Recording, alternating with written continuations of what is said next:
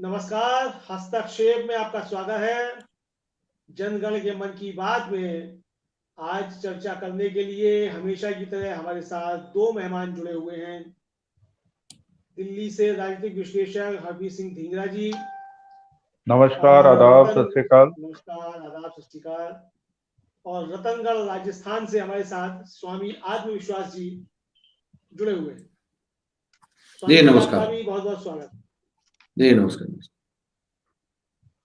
तो आज हम लोग चलते हैं बड़ी आज की जो बड़ी घटनाएं हैं उन पर चर्चा करने के लिए, और ये देखने की कोशिश करते हैं कि आज क्या चल रहा है देश दुनिया में। इसको हम लोग जो थोड़ा समझने की कोशिश करें। आपको आवाज आ रही है मेरी?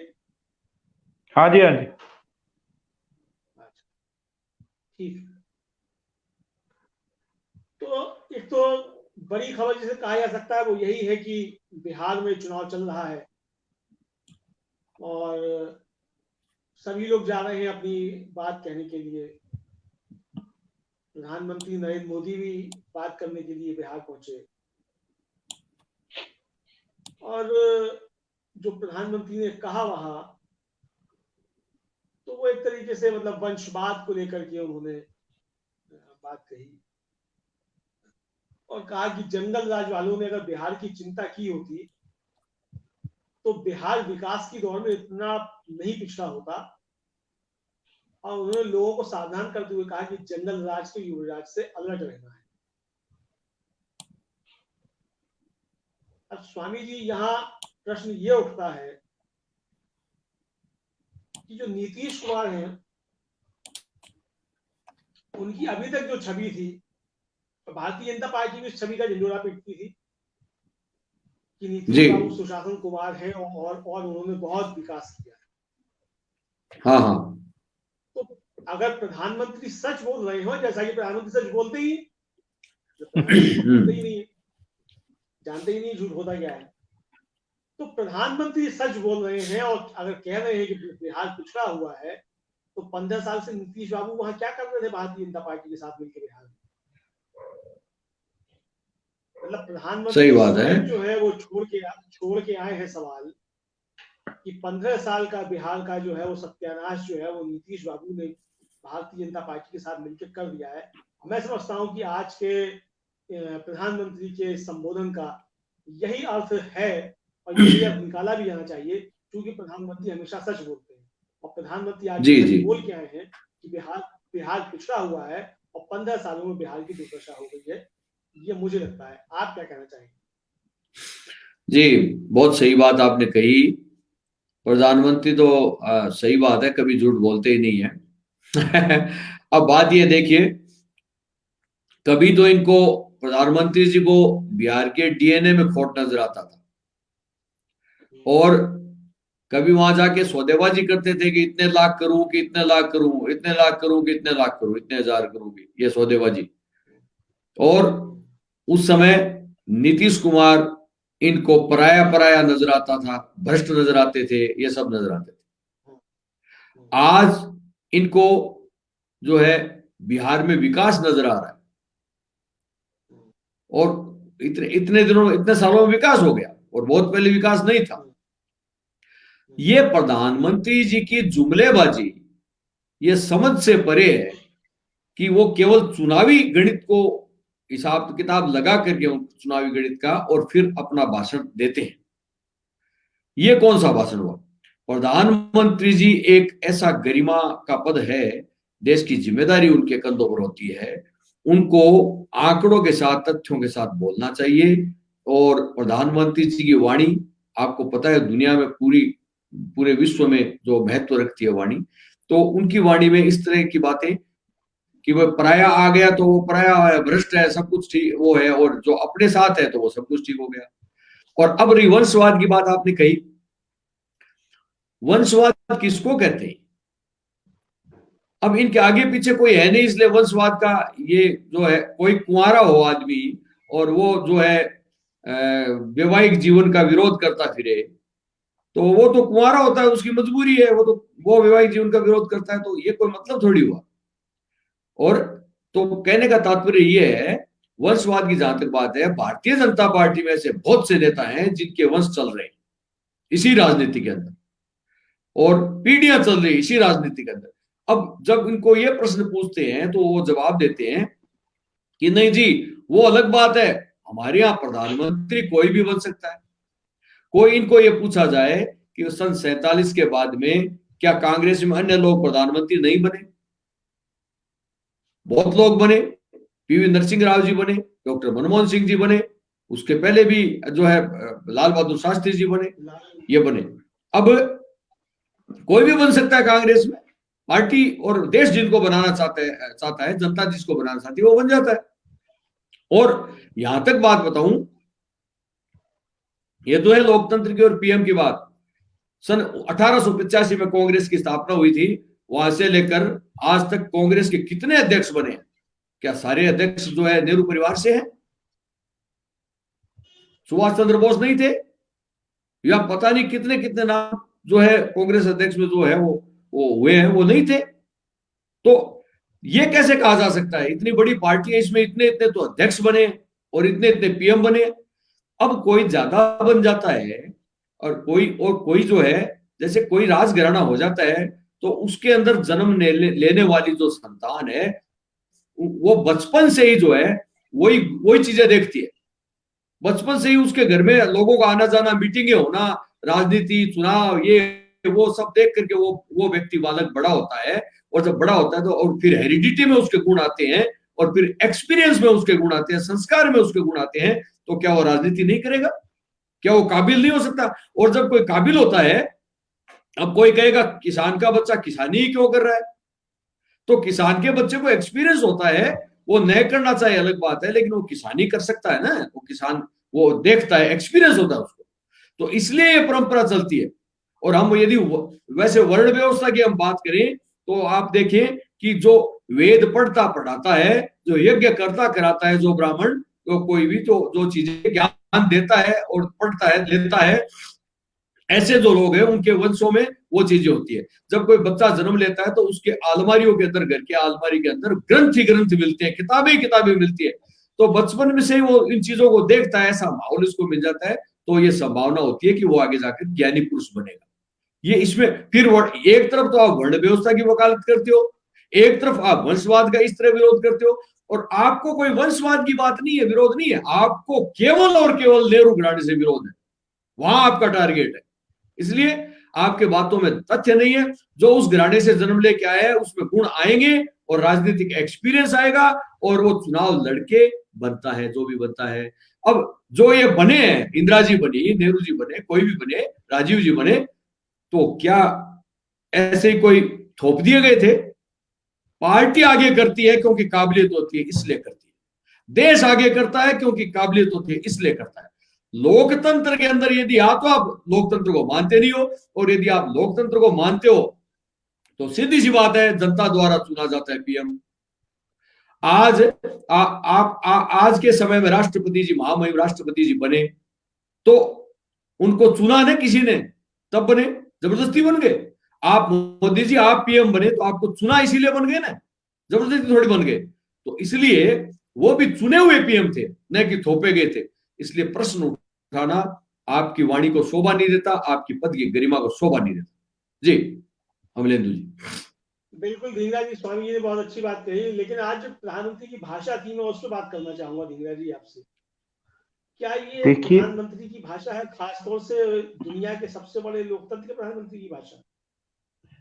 ये भाषा क्या, ये एक सड़क छाप वाली भाषा मैं बोल सकता हूँ। एक हताशा भी नजर आती है इनकी भाषा। ये भाषा हताशा की वजह से है। इनको मालूम है मैं यहाँ आया हूं, मेरे को ये वोट में तब्दील नहीं हो रहा है। बार बार कहना युवराज युवराज। अरे भाई, वो युवराज इलेक्शन जीत के आया है, उसको उसकी जनता ने चुना है। वो नॉमिनेटेड नहीं है कि कांग्रेस ने नॉमिनेट किया और बिना इलेक्शन लड़े वो आ गया है पॉलिटिक्स में। वो इलेक्शन जीत के आया है, 3 बार एमपी बना है। आप किसको युवराज बोल रहे हैं? सबसे बड़ी बात, मैं एक ही बात शॉर्टकट में यही बोलूंगा कि इनकी भाषा में हताशा है। हताशा इसलिए है कि इनको मालूम है इनका क्या असर होने जा रहा है। एक छोटे से लड़के ने, एक 24 साल के लड़के ने, तेजस्वी यादव ने, एक यंग लड़के ने इनको धूल चटा दी है बिहार में। मैं यही कहूंगा इनको बहुत। सबसे बड़ी बात ये है कि उसने जो उसमें मुद्दा फेंका, उस मुद्दे के सामने ये बेचैन नजर आ रहे हैं। मतलब ये बेचैन, उसने बात कर दी है, उस रोजगार के बात के आगे मतलब पूरी भारतीय जनता पार्टी, प्रधानमंत्री नीतीश कुमार सब उल्टे नजर आ रहे हैं एकदम से। बिल्कुल। और आप ये देखिए ना, जिस विकास की बात ये कर रहे हैं कि जी 15 साल, अरे भाई साहब आप ही तो रहे हो बीच में, गद्दी तो आप दोनों के पास है, डिप्टी सीएम आपका और वो। आप लोग इन बिटवीन चेक कर लीजिए ना, आपने क्या काम किया लोगों को बताइए। अब लोग क्या है जानना चाहते हैं। ये जो सोशल मीडिया का मुद्दा था, इन लोगों ने जो कैप्चर किया हुआ था बिहार में, वो नहीं चल पाया। बिहारी को, वो कहते हैं बिहारी को बेवकूफ बनाना थोड़ा सा मुश्किल हो गया। बिहारी को व्हाट्सएप यूनिवर्सिटी जो नागपुर वाली है वो नहीं समझ में, वो डिग्री नहीं ले पाए। उन्होंने वो डिग्री को कैंसिल कर दिया बिहारियों ने। मैं यही कहूंगा कि जो ये डिग्री देते थे, परोसते थे अपनी व्हाट्सएप यूनिवर्सिटी की, वो डिग्री खत्म हो गई। वहां उन लोगों ने बोला कि भैया हमें ये डिग्री नहीं चाहिए, हमें वैक्सीनेशन नहीं चाहिए, हमें कुछ नहीं चाहिए, हमें तो सिर्फ रोजगार चाहिए। आप बताओ रोजगार दे सकते हो तो बताओ, नहीं दे सकते हो तो बताओ। आप लोगों, आप कमाल की बात ये है, इन्होंने 19 लाख का जुमला फेंका, लोगों ने वो जुमला नहीं पकड़ा। लोग 10 लाख के ऊपर ही अटके हैं, ये भी बता दूं।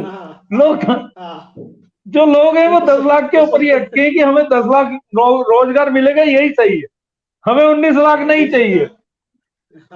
ये जैसे वो 15 लाख वाला मुद्दा था कि 15 लाख देंगे, लोगों को समझ आ गया 15 लाख तो मिलना नहीं है। उन्होंने ये समझ लिया कि हमें 19 लाख जॉब नहीं चाहिए। और जो ये इन्होंने कहा कि यहाँ इंडस्ट्री नहीं लग सकती है, तो तेजस्वी ने बोला है कि इंडस्ट्री क्यों नहीं लग सकती। अगर पंजाब हरियाणा में इंडस्ट्री हो सकती है तो हमारे यहाँ भी हो सकती है, हम भी लगा सकते हैं इंडस्ट्री, हम भी लाएंगे। सबसे बड़ी बात है इंडस्ट्री वहां इसलिए जाएगी, अगर वहां पर क्राइम कम होगा तो इंडस्ट्री भी जाएगी। कोई बुराई नहीं है इंडस्ट्री वहां जाने में, इंडस्ट्री जाने को तैयार होती है हमेशा से, क्राइम की वजह से। पर ये 15 साल में इंडस्ट्री ला नहीं पाए ना। अगर जो ये कहते हैं क्राइम कम कर दिया, क्राइम कम कर दिया, अभी भी अपहरण होते हैं लड़कों के शादी के लिए, ये होते हैं। और दूसरी बात ये है कि इंडस्ट्री क्यों नहीं लगती है, उसका एक बड़ा कारण भी है। आप समझिए, क्योंकि बिहार का आप शोषण करते हैं, और बिहार का शोषण कौन करता है? वो कंपनियां करती हैं जिनके मुख्यालय अहमदाबाद और मुंबई में होते हैं। बिल्कुल। आप बिजनेस करते हैं बिहार से, राजस्व उठाते हैं आप बिहार से, और बिहार को राजस्व ना देकर के आप राजस्व देते हैं मुंबई और अहमदाबाद को, गुजरात को और महाराष्ट्र को। इसलिए बिहार का शोषण होता है। तो इसलिए जो है बिहारी को जब ये बात समझ में आ जाएगी उसका शोषण क्यों हो रहा है, तो मोदी जी आपके वैसे ही जो है जुमले नहीं चलेंगे। और बिहारियों को ये बात समझ में आ गई है कि आपको याद होगा कि साल भर भी नहीं बीता है जब बिहार में गुजरात में पकड़ के बिहारियों को मारा जा रहा था। वो मारने वाले लोग कौन थे? आरोप लगा था अल्पेश ठाकुर के ऊपर। वो अल्पेश ठाकुर आज मोदी जी का सिपहसालार है। लॉकडाउन में जिस तरीके से वहां लाठीचार्ज किए गए, घरों से निकाल के बिहारी मजदूरों को मारा गया गुजरात में, वो भी सब बिहारी समझ रहा है। तो मोदी जी के जुमले जो हैं वो बिहार में चल नहीं पा रहे हैं। इसलिए मोदी जी की भाषा में जो हताशा, जो आपने कहा कि हताशा की भाषा है, वो बढ़ती जा रही है। और मुझे लगता है कि अभी एक राउंड का चुनाव और मतलब बचा है, चुनाव प्रचार, मोदी जी की भाषा और नीचे गिरेगी, और भी गिरेगी, बहुत बुरी तरह गिरने वाली है इनकी भाषा, बहुत ज्यादा। आज आप ये देखिए कल क्या भाषा थी इनकी और आज क्या भाषा है। आज उससे ज्यादा गिरी हुई भाषा थी। जो स्तर था वो और भी गिरा हुआ था। सर मैं बताऊं आपको, मिलेंदु जी, मुझे ये बताओ, मैं एक बात कहता हूं, बिहार तो इनके हाथ से गया ही गया, ये मान के चलो, एक बात। दूसरी बात, पाकिस्तान की संसद का वो बयान भी इनको बचा नहीं पाएगा। वो नकली है, वो नकली चलाया गया वीडियो है। देखो, वो वीडियो भी नकली चलाया गया। वीडियो भी नकली हो सकता है, कोई भी सेटिंग कुछ भी है, हम उस बारे में नहीं बोलेंगे। लेकिन हम इतना ही कहेंगे कि वो बयान भी जिनको इन्होंने एक मुद्दा बना लिया इसको, और मुद्दा भी उनको बचा नहीं पाएगा, क्योंकि अच्छा पूरा मीडिया और पूरे इनके सिपह सालार लगे हुए हैं उसको मुद्दा, माफी मांगे कांग्रेस, माफी मांगे। बिहारी कहते हैं हमारा पेट नहीं इजाजत दे रहा माफी मांगने का। बिहारी कह रहा है हम महाराष्ट्र से पैदल आए हैं बिहार के अंदर, और आपने हमारी केयर नहीं की, रास्ते में पकड़ पकड़ के हमको बैठाया और हमें क्वारंटीन करने की कोशिश की। हम पैदल आए थे, हमारे लिए ट्रेनें बंद कर दी आप लोगों ने, ट्रेनें नहीं चलाई। बिहारी वो बात नहीं भूल सकता कभी भी, याद रखता है वो बात और रखेगा। इसलिए कितने जुमले कर लो, इनके हाथ से बिहार गया। और इसलिए आप डिगरा जी बहुत सही कह रहे हैं, भाषा जब बौखलाहट होती है तो भाषा बौखलाहट भरी हो ही जाती है। अभी आप कह रहे हो ना अभी और होनी है, तो होनी है, लगता है सही है। क्यों? इनकी शैली रही है, वो इनकी शैली रही है, कोई न कोई मुद्दा उछालेंगे। और कभी कहते हैं मुझे नीच कहा, मुझे ये कहा, मुझे वो कहा, जिस तरह बच्चा करता है ना ऐसे अपने घर में तो वैसे शिकायत। अरे प्रधानमंत्री जी, आप आंकड़े पेश करो। अर्थव्यवस्था को भी उन्होंने ऐसा मीडिया में चला रखा है इन्होंने, अर्थव्यवस्था सुधर रही है, जीएसटी कलेक्शन अच्छा हो रहा है। अरे जब बर्फ जमी हुई थी और अब पानी पिघल रहा है तो उसको आप भाप कैसे कहोगे? बर्फ तो जमी हुई थी ना, इतना पानी केवल पिघलना शुरू हुआ है तो उसको भाप कह दोगे? रुकी हुई ट्रेन रवाना हुई है केवल, उसको आप 100 की स्पीड बता दोगे? तो अब जीएसटी कलेक्शन हो रहा, तो जब कुछ बंद था तो कलेक्शन कैसे होगा मोदी जी? क्या लॉकडाउन में कलेक्शन होगा? कलेक्शन तो अभी होगा, लेकिन उसको आप जीडीपी बताओगे क्या? वो चीज बताओगे जो डॉक्टर मनमोहन सिंह के टाइम में थी? तो आप मीडिया में चला के क्या कहना चाहते हो? बिहारी नहीं समझता, पहले पेट की भाषा समझेगा, और बिहारी समझता सब कुछ है, समझदार होता है वो, लेकिन वो जानबूझ के समझना नहीं चाहता। वो कहता पहले हमारी भूख शांति की जाए, हमें रोजगार दिया जाए, हमारी बेरोजगारी दूर की जाए, तब जाके हम सोचेंगे कि आप क्या कर रहे हो, पुलवामा में क्या हुआ, कश्मीर में क्या हुआ, हमें मतलब नहीं है, पहला ये काम करो, ये बिहारी कहता है। चलिए, इधर आपने चूंकि अब बात करी थोड़ी सी कोरोना की, तो एक मतलब 2 खबरें हैं भारत से लेकर के दुनिया तक। एक है कि तमिलनाडु के कृषि मंत्री दोरिक्कनु का कोविड-19 से निधन हो गया। शनिवार देर रात उनका निधन हो गया, वो 72 वर्ष के थे। इधर भारत सरकार की तरफ से बार बार आंकड़े पेश किए जा रहे हैं, वो लगातार कहा जा रहा है कि कोरोना से जो है वो रफ्तार उसकी धीमी हो रही है। इधर प्रधानमंत्री की जो रैलियां हो रही हैं बिहार में, उन सब में जो आप देखिए जितने भी विजुअल्स आ रहे हैं, प्रधानमंत्री की रैलियों में लोग बिना मास्क के दिखाई दे रहे हैं। प्रधानमंत्री सारी दुनिया से जो है, सारे देश से अपील कर रहे हैं कि 2 गज की दूरी, मास्क है जरूरी, लेकिन अपनी रैलियों में जो है वो निवेदन नहीं कर पा रहे हैं कि 2 गज की दूरी और मास्क है जरूरी। इधर जो चीन से भी खबर आई है कि वहां 31 अक्टूबर को कोविड-19 के 24 जो है वो नए मामले हैं, उनमें से 21 मामले ऐसे हैं जो बाहर से आए हुए हैं, और शिनचियांग के 3 मामले। इधर ब्रिटेन में दोबारा से लॉकडाउन लागू होगा और 5 नवंबर से लॉकडाउन जो है वो फिर से शुरू होगा। इधर ऑस्ट्रिया में भी लॉकडाउन जो है वो मंगलवार से शुरू होने जा रहा है। भारत में जो कोविड-19 के आंकड़े हैं वो 81 लाख को पार कर चुके हैं। 1 लाख से ज्यादा मौतें जो है वो कोविड-19 से हो चुकी हैं, लेकिन प्रधानमंत्री कह रहे हैं सब चंगासी। ये स्थिति जो है, मतलब जिस तरीके से जो था, आप नमस्ते ट्रंप करते रहे और सब चंगासी कहते रहे, उस नमस्ते ट्रंप को जो है ये भारत झेल रहा है आज तक। जिस तरीके से कोरोना फैला है, नमस्ते ट्रंप की उसमें बहुत बड़ी जो है भूमिका है। और अभी भी जिस तरीके से प्रधानमंत्री के निर्देशन में, जिस तरीके से कोविड-19 की जो गाइडलाइंस है उनकी मैं कहूँगा एक तरीके से धज्जियां उड़ाई जा रही हैं बिहार में भी, खासतौर से उनकी रैलियों में, वो भी एक चिंता का विषय है। और भले ही मतलब सरकारी आंकड़े कहते रहे कि स्थिति सुधर रही है और कोविड-19 के आंकड़े कम हो रहे हैं, लेकिन जिस तरीके से फ्रांस में, ब्रिटेन में, ऑस्ट्रिया में, इटली में, और यहाँ तक कि अभी एक खबर है कि ट्रंप की जो वहाँ रैलियां हो रही हैं अमेरिका में, उसके बाद अमेरिका में भी जो है वो कोरोना के मामले जो है नए सिरे से बहुत बहुत तेजी से बढ़ रहे हैं।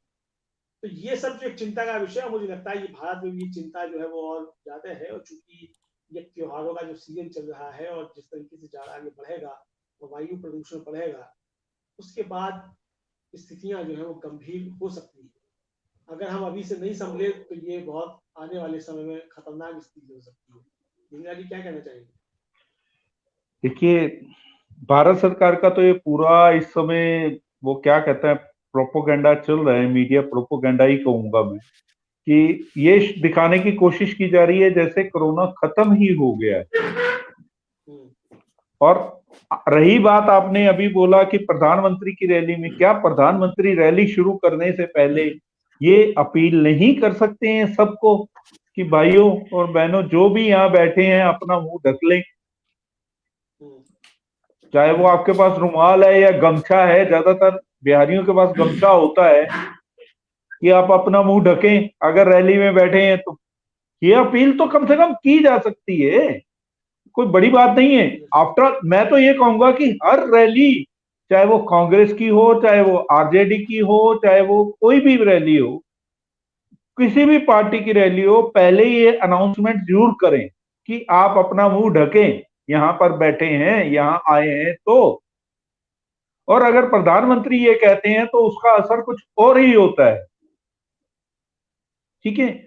और नंबर 2, ये जो दिखाना चाह रहे हैं कोरोना के मामले कम हो गए, आप ये देखिए सेकंड वेव यूरोप में आ गई है। यूरोप में, इटली में, ऑस्ट्रेलिया में, ऑस्ट्रिया में, इन सब जगह पे लॉकडाउन लग रहा है, ठीक है। ला सख्त कर रहे हैं उसकी वजह से कि लोगों को मना हो।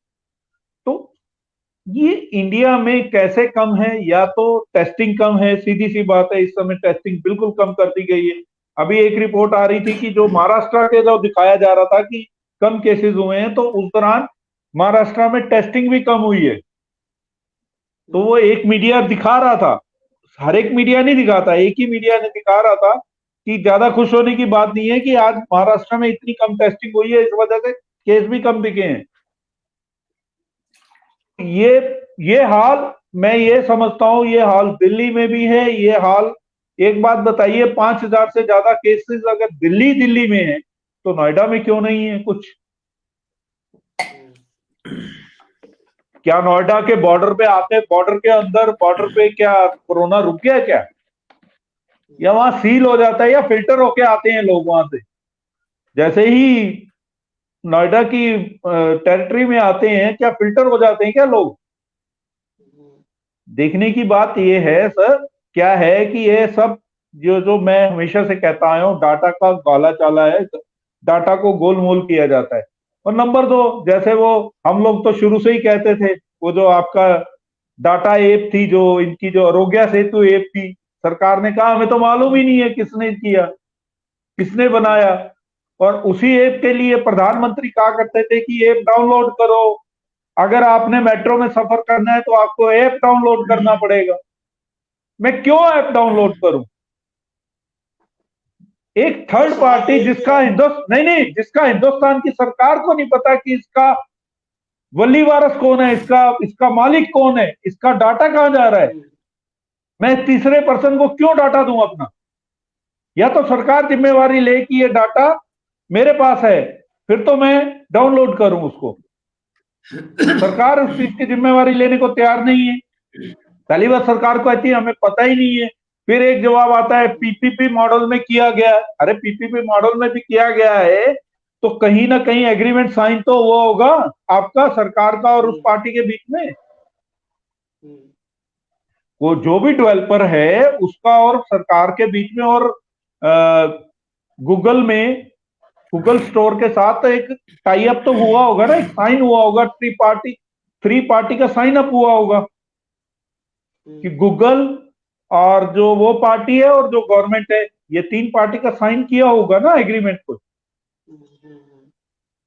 कहां है?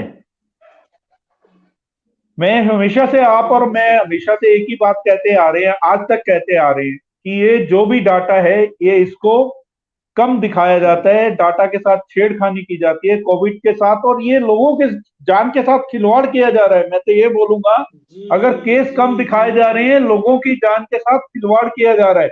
लोगों को समझ आना चाहिए इस चीज के बारे में। ये सरकार तो है, सरकार ने तो सब खोल देना है, सरकार कहती है हमें क्या है, हमें तो पैसा चाहिए, हम नहीं रोक सकते लोगों को।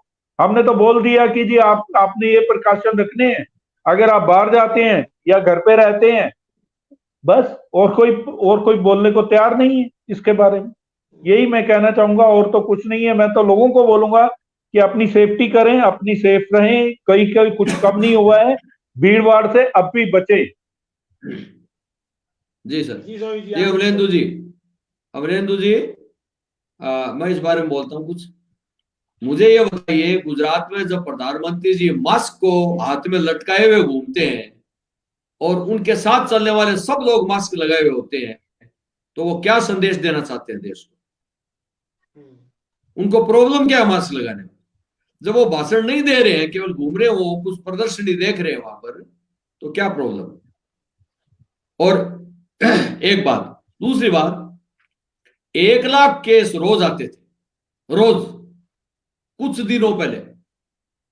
तो इस हिसाब से जहां तक केस पहुंचे थे, उस हिसाब से 15-20 दिन में 1 लाख हो जाने चाहिए, 15-20 दिन में जो है 1 करोड़ की संख्या हो जानी चाहिए थी। तो ये बताइए कि इतने दिन बीत जाने बाद भी वो क्यों नहीं हुई? वहां पहुंच कैसे हो गया मामला? कितने दिन बीत गए? जो स्पीड से ट्रेन चल रही थी, वो स्पीड कैसे गिर गई है? बिहार में रैलियां कर दी है, बिहार में रैलियां। भाई कोई वैक्सीन थोड़ी आ गई जो स्पीड गिर गई? ये बताइए मुझे। 1 लाख केस रोज आते थे, तो फिर क्या हुआ? तो ये डींगरा जी सही कह रहे थे, यहाँ कोई घालमेल है, लोगों को अपनी सुरक्षा स्वयं करनी पड़ेगी। जैसे लिखा होता है, यात्री अपनी सुरक्षा स्वयं करें, वही बात है, अपने सामान की सुरक्षा स्वयं करें यात्री, वही बात है, यहाँ पर वही करनी पड़ेगी। और इनको तो रैलियां करनी है, और इनको तो नए नए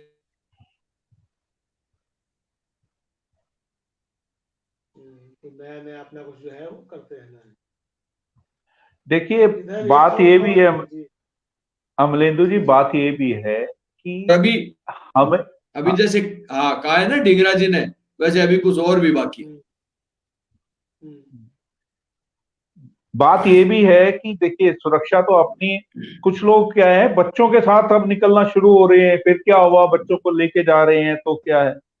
अरे अगर जरूरी नहीं है तो आप बच्चों को बाहर मत ले जाएं, सीधी सी बात है।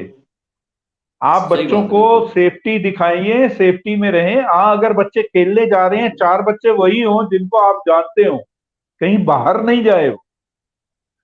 अगर आपने कंपाउंड में वो खेल रहा है तो खेले, एक दूसरे दोस्त जो एक दूसरे के यहाँ आते जाते हैं वो भी ठीक है, अगर उसको आपको मालूम है उसको वो ठीक है, वो ठीक है, उसके घर में ठीक है, तो खेले बच्चा। पर अनजान बच्चों के साथ खेलने मत भेजें अपने बच्चों को, कुछ भी करके। अभी आप जहां 6 महीने या 7 महीने निकाल लिए हम लोगों ने,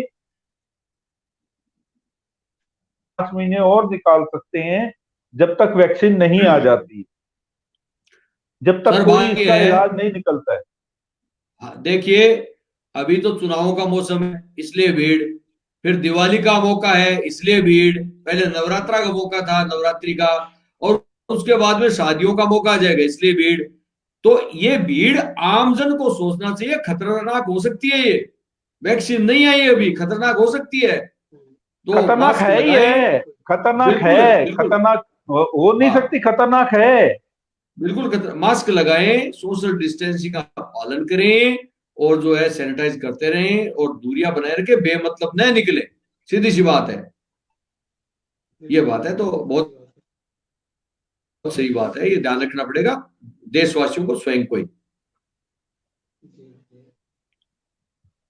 तो इधर एक खबर ये है कि राजस्थान में भी जो है वो जो कृषि बिल को लेकर के जो विवाद चल रहा था, राजस्थान ने भी केंद्र सरकार के कृषि कानूनों के विरोध में अपना बिल पास कर दिया है, जिस तरीके से पंजाब।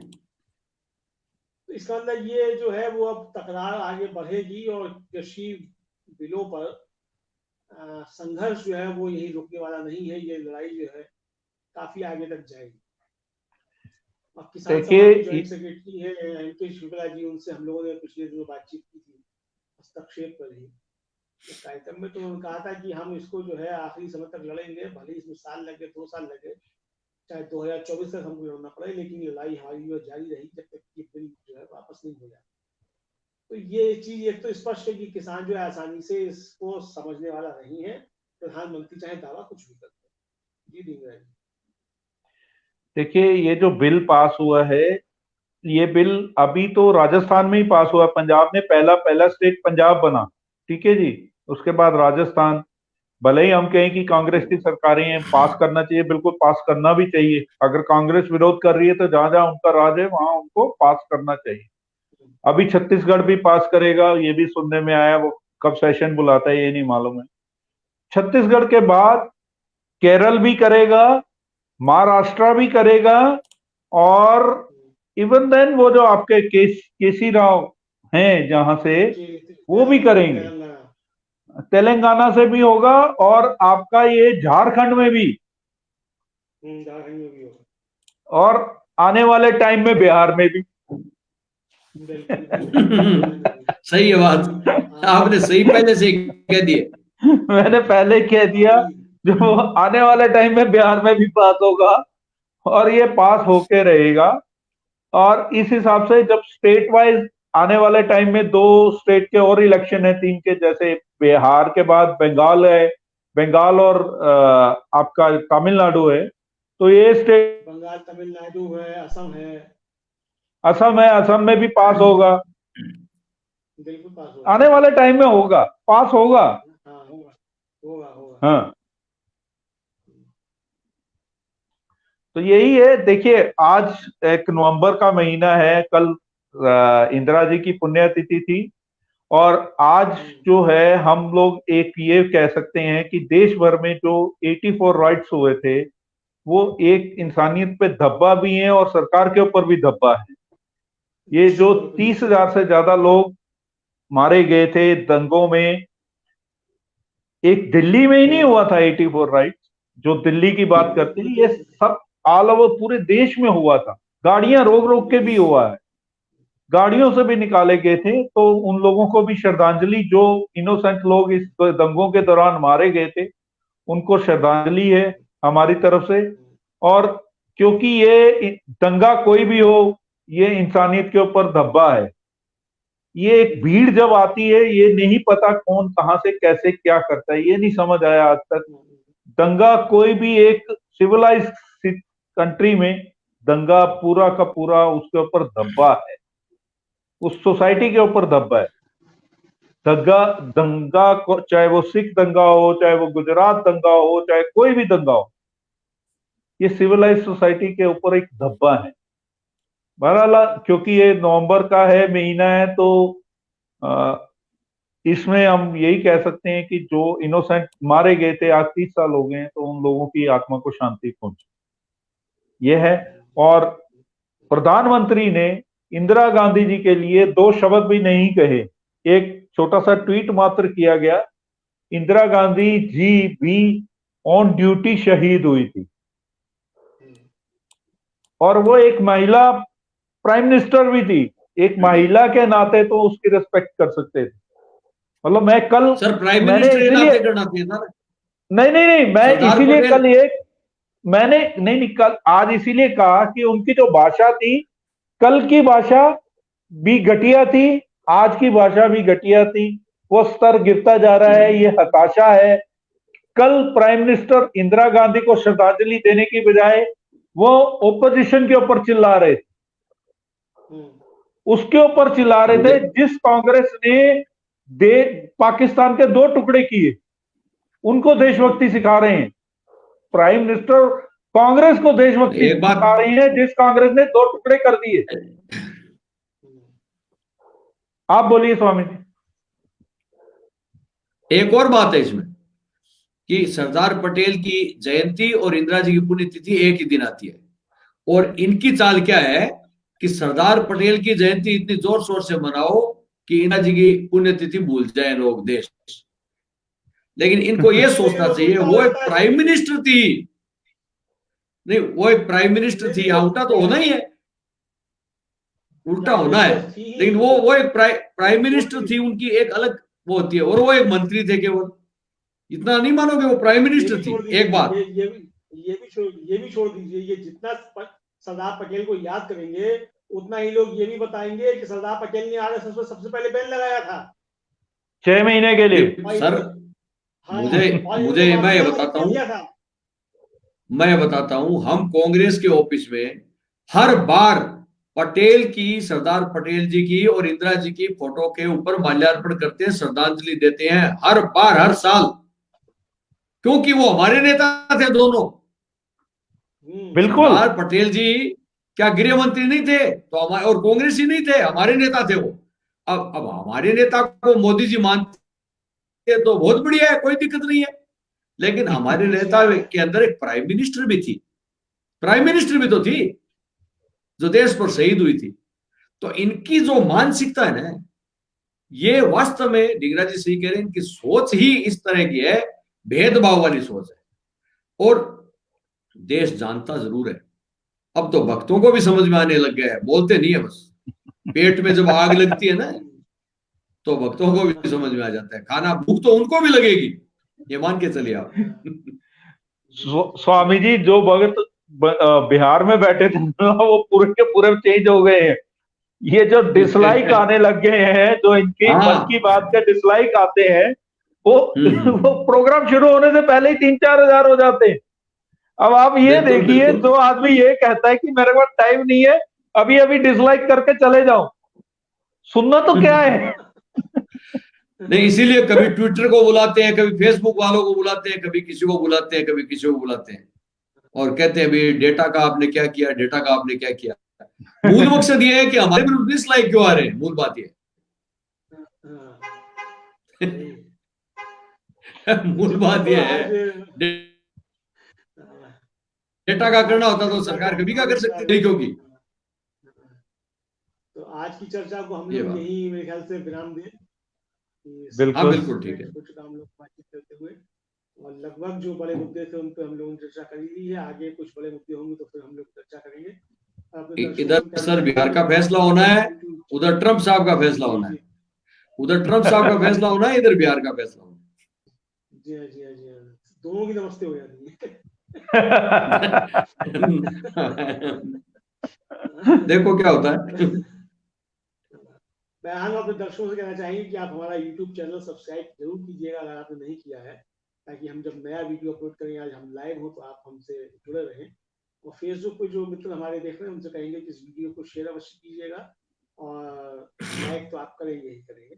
तो और कोई मुद्दे अगर आपकी नजर में हो तो आप हमको बताइएगा, तो अगले कार्यक्रम में हम कोशिश करेंगे उस पर हम चर्चा करें। तो अपने दर्शकों के साथ साथ हम अपने मेहमानों का भी धन्यवाद अदा करेंगे। मैं एक ही बात कहूंगा, नमस्कार, आदाब, सत श्री अकाल सबको। नमस्कार, नमस्कार जी, नमस्कार, नमस्कार, शुभ रात्रि, शुभ रात्रि।